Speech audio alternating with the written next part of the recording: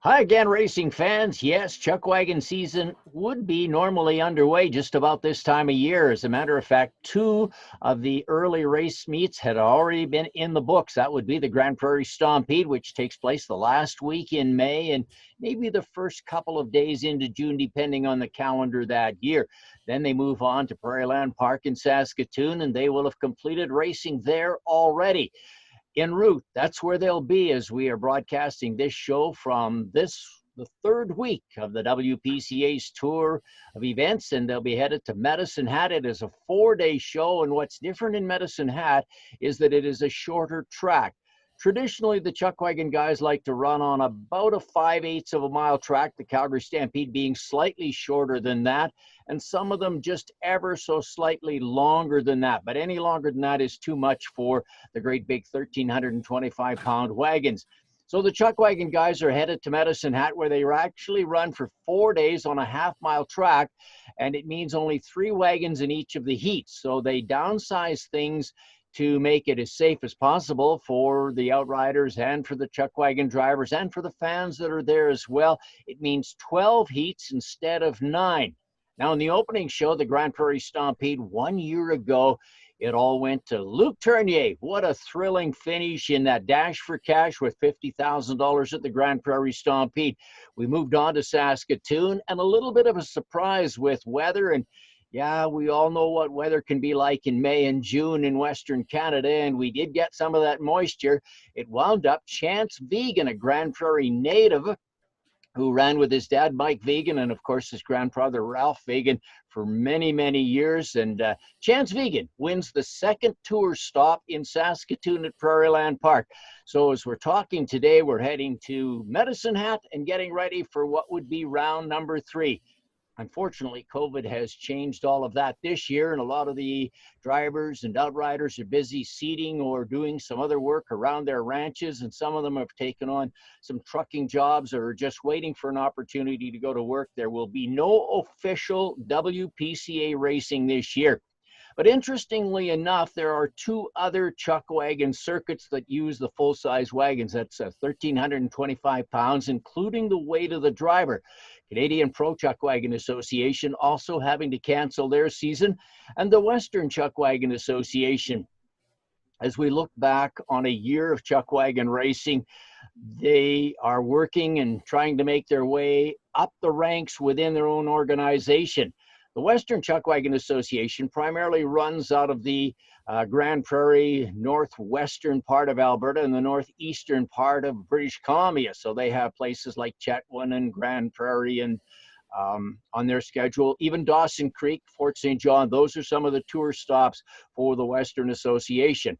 Their last race meet happens to be at the same time as the WPCA is in Dawson Creek for the Battle of the North.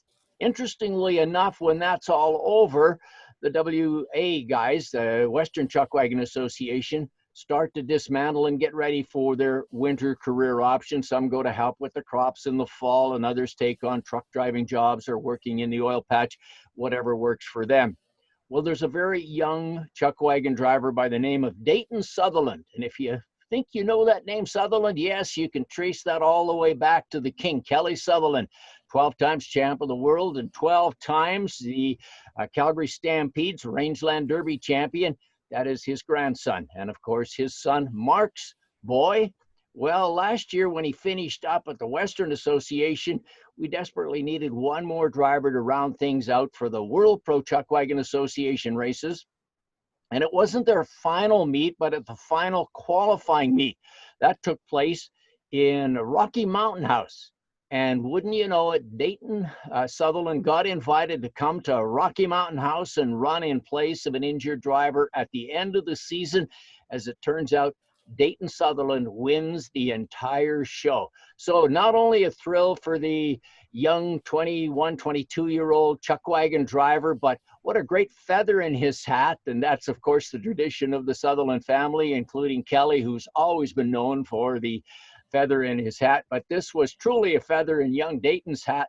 And so we caught up with Dayton to talk about Chuckwagon racing and winning the final tour stop before the championship finals at the brand new racetrack that had been incorporated and used on the series for the very first time. And that came at just outside of Calgary, just north of Calgary. There's a track called Century Downs. They run thoroughbreds there, but they did a lot of alterations to make room for the top 36 wagons in the WPCA to come for the championship finale. But let's go back to Rocky Mountain House as we chatted with Dayton Sutherland.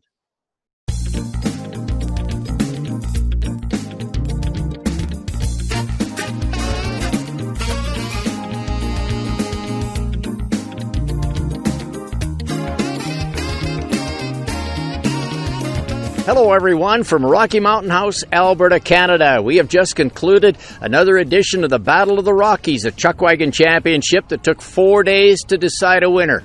Well, maybe I should correct myself. It seemed like we knew who the winner was right from the get-go. Dayton Sutherland, congratulations. This was your show for the second straight year, and it was basically yours all 4 days. Yeah, you bet, Arnie. Thank you. Appreciate that. Might have felt like 4 days for you guys, but, there's some pretty tough wagons here and stuff. And, I was talking to Chad Fike all 4 nights there, and when we were out riding and whatnot, and he was pretty hot on my heels and stuff like that. So, yeah, I don't think it's ever easy to win a show on the WPCA, but, we had some advantages this weekend, so it was good. One of the things that's kind of interesting, and people will wonder how does that happen, you actually only competed at one other show this year on the WPCA circuit, and that was at Dawson Creek. But you did run all year in the north on the Western Association. Was that a good warm-up? Did that really help you get a feel for the horses and what you could accomplish? Yeah, the Western thing was running in the Westerns was good for me. I went up there and to save some money. As a lot of people know, it's so expensive to run on the WPCA. You need great sponsors and you need to be competitive and stuff. So I took a year off and went to the Westerns. It was a good experience. Focused on breaking horses and stuff like that and get some things going. And then it was great to come back. A hole opened up, and WPCA is where I spent my whole life. So it was coming back home, and that's what it felt like. So, yeah, it was good that way for sure. In running 2 shows, you already knew a few answers. Some of the horses, especially leaders, weren't performing at the level you needed. You made some adjustments. Yeah, no, we definitely did have to make some adjustments tonight. Actually, the last show, last heat in the Western was the Dash in Dawson, and that's where my good 1-2 lead team kind of gave me a funny trip, and the one horse, the left leader Boomer, is kind of notorious for it. What he does, and then he did it again here last night. So I thought, well, 2 strikes. I don't really want to. I might as well gamble anyways with something different. So I hooked a couple different horses that I haven't used together, but they work good tonight, and you know what, I might just keep them together. We'll see. Many drivers will run wagons for many years and hope to win one championship. Your dad won the Ponoka Stampede this year. That's one of the marquee ones. You've already won 2 championships, a great start for a young driver. Yeah, I honestly, this weekend, I tried out a couple dad's leaders on the 3-4 barrel, and, that was kind of the pieces that I was missing all year on the Westerns. And, it made me realize how hard it is to win a show running on the Westerns. I thought I'd go there and be very competitive, and I just wasn't. I'd throw a couple big runs, and I would, be slower the last night, and I wouldn't win any shows. So coming into this one, I figured I had advantage being in the first heat. The track's fast there, and I knew I was going to borrow a couple of dads, to try them out and whatnot. So things came together, and it was just take it where you can get it, I suppose. It's a numbers game. You've only competed in 2. That means you're going to have to go to the runoff in Dewberry, the Labor Day long weekend, pretty much to see if you can qualify, and there's going to be 6 holes available there. I'd say a great chance, but just look forward to that for us. Yeah, the runoff's going to be interesting this year. It's real exciting because, I think we got 13 or so wagons. I'm not sure on that number, that are going.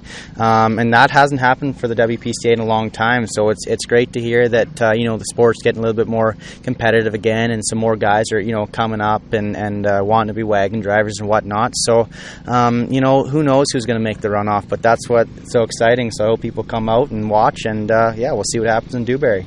There's a proud company out there by the name of Triple J Pipelines. They jumped on the bandwagon when they found out you were available in Dawson Creek. That's got to be a treat for them and for you to win 2 championships here and be on 2 that you've done so very well at. Yeah, Triple J, those are my guys there. Great company, and we were there, and we went to the offices, and just a lot of great people there in Dawson and stuff, and they help out a lot of the Western culture, and cowboys and bull riders and all kinds of people. So they're big supporters of the community and big supporters of me for a while now, and you just need those types of people to carry you to race wagons and to do these types of things. So just definitely wouldn't be here without them, that's for sure. Not going to say goodbye until we know who your outriders were that helped you win a championship in Rocky Mountain House, Alberta, Canada this year.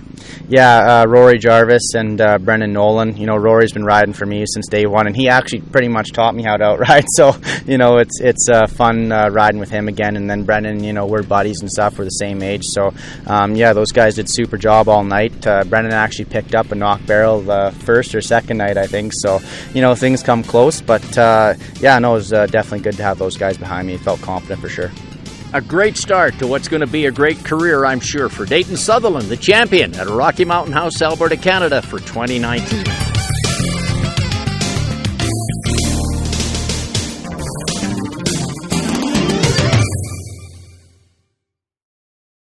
Young and happy and up and coming driver. One of these days we're going to try and get Dayton on the show live, but congratulations, winner of the Rocky Mountain House show for the final qualifying round in the 2019 campaign of the World Pro Chuckwagon Association.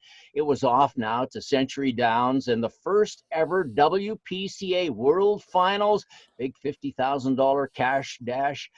To wind it all up. And next week on our program, we'll have the winner of that as your special guest, Kurt Bensmiller from Dewberry, Alberta. Have a great week, everyone.